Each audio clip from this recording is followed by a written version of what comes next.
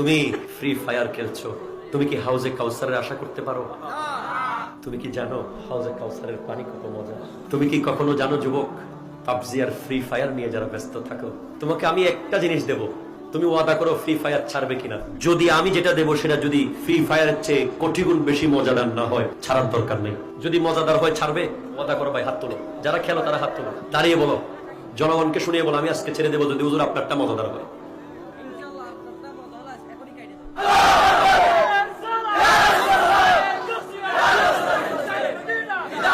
আমার যুবক ভাই বলতেছে সে আমি যেটা দেবো সেটা যদি মজাদার হয় ফ্রি ফায়ার এখন কেটে দেবে।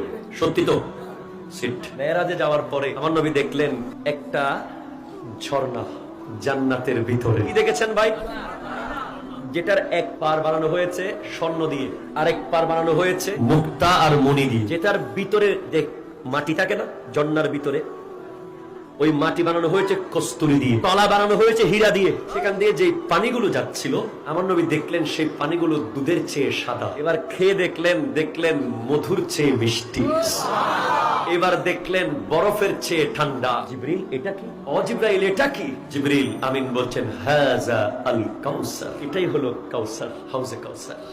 এটার পানি কে খাবে?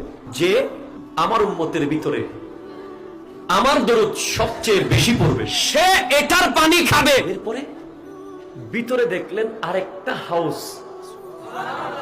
যেটার চারপাশে চারজন দাঁড়ানো।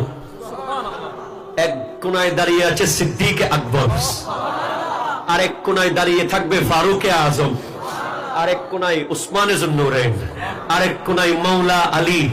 সেটার উপরে থাকবে আকাশে যত তারা ততগুলো বাটি।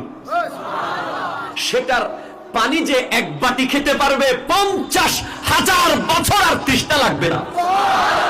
আমি কেমনে পাবো সেই পানি? আমার দরুদ পড়লে। এখন তুমি ফ্রি ফায়ার যখন খেলো আধা ঘন্টা, 1 ঘন্টা, 10 মিনিট, 1 মিনিটও যখন খেলো, ওই 1 মিনিটে যদি তুমি মন দিয়ে চেষ্টা করো অন্তত 2 বার দরুদ পড়া সম্ভব। কয়বার? তুমি 1 ঘন্টা যে গেল, ওই 1 ঘন্টা যদি তুমি চেষ্টা করো 100 বার পড়া কি সম্ভব নয়?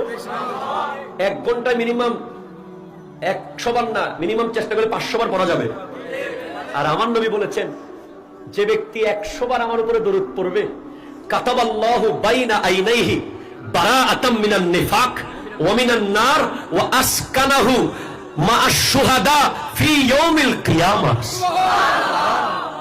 যে ব্যক্তি আমি নবীর উপরে 100 বার দরুদ পড়বে, কাল হাসরের মাঠে সে থাকবে শহীদদের লাইনে এবং তার কপালে আল্লাহ